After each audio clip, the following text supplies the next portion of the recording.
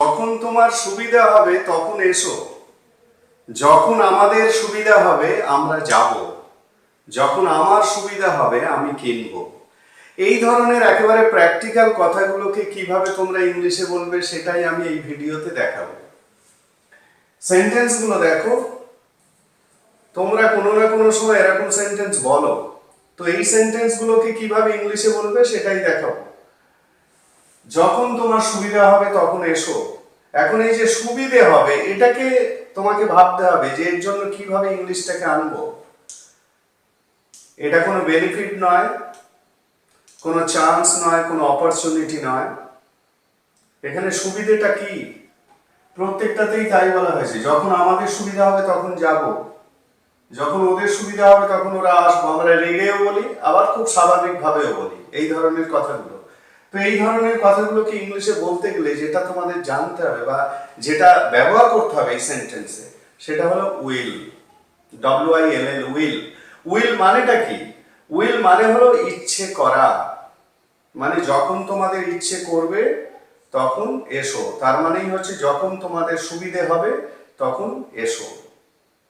ইচ্ছে করাটা মানে যা খুশি করা, ইচ্ছে করা, যা খুশি করা, এরকম একটা সেন্স এখানে কাজ করছে। সেই কারণে কথাটাকে আমরা যখন কলিকুয়াল বেঙ্গলি বলি তখন আমাদের বেঙ্গলিগুলো এরকম হয় যে যখন তোমার সুবিধা হবে তখন এসো। তো সেই বাংলাগুলোকে ইংলিশে করতে গেলে তাহলে কি ইউজ করতে হচ্ছে? উইল। তাহলে এখানে আলাদাভাবে কোনো সেন্টেন্স স্ট্রাকচার তোমাকে ইউজ করতে হবে না।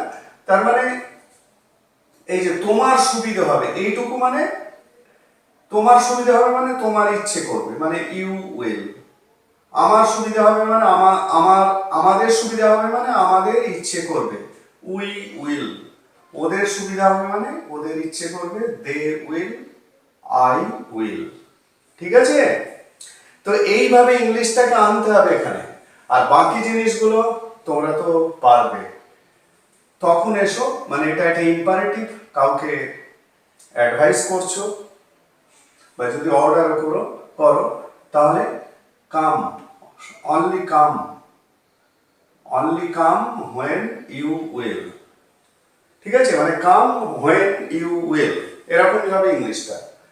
যখন আমাদের সুবিধা হবে তখন যাবো। যাই হোক, আমি সেন্টেন্সগুলো এবার করে দেখাই এবং তোমরা এই ধরনের সেন্টেন্স মানে এই যে স্ট্রাকচার, যে স্ট্রাকচারে আমি সেন্টেন্সগুলো লিখেছি, এই ধরনের স্ট্রাকচার দিয়ে সেন্টেন্স তৈরি করবে এবং আমি যেরকম ভাবে এখানে দেখাবো সেইভাবে ইংলিশে বলবে। ঠিক আছে? তাহলে যখন তোমার সুবিধে হবে তখন এসো। তাহলে তোমরা এসো বা তুমি এসো, কাম হোয়েন ইউ উইল। ঠিক আছে? বাংলাটা বড়, ইংলিশটা ছোট। তাহলে কাম হোয়েন ইউ উইল, যখন আমাদের সুবিধা হবে তখন যাব। তার মানে আমরা যাব, we shall go when we will. ঠিক আছে? এখানে উইলটা কিন্তু একটা মোডাল ভার্বের কাজ করছে অ্যাকচুয়ালি।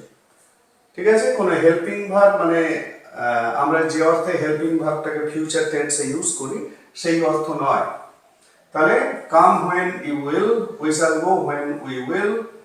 যখন ওদের সুবিধা হবে তখন ওরা আসবে, তার মানে they will come, they will come,